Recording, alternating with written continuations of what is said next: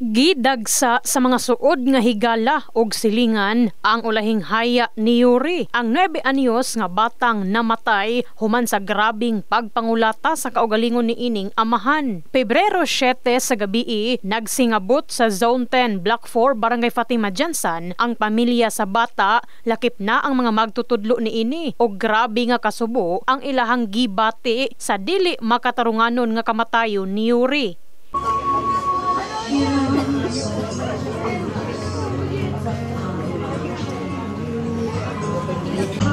Makita na yung lalaki na nagpunit ang pulang na gitara.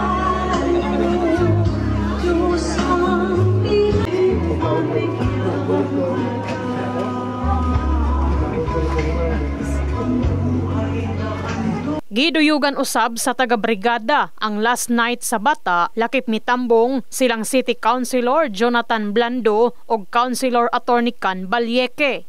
Diyos na siya karon pero ang yung kabunan sa iyahan. Tapos makita na ko na tabok kay Yuri. Hindi na ko ma-imagine ang iyang kamatayon. Pero tama to, kada pangitabo sa itong ginabuhing may rason. Kung siguro para sa kuha, wake up call ni para sa mga irresponsable, sa mga mangtas ng mga ginikanan.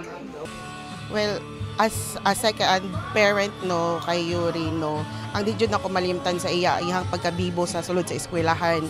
Sa room nga mo iyang pagkabibo kay kuan yun siya, attentive kaayo siya o kuan eagerness yun siya matuto ba. Makita jud na nimo siya sa bata nga na eagerness siya mga matuto. Samtang alang ni Grace kanhing silingan nila Yuri, wala siya magdahom nga mismong amahan ang brutal nga mopatay sa bata. Bisan matud pa layo ang balay niini, apan mitambong siya sa ulahing haya aron magpaabot og pahisubo sa pamilya.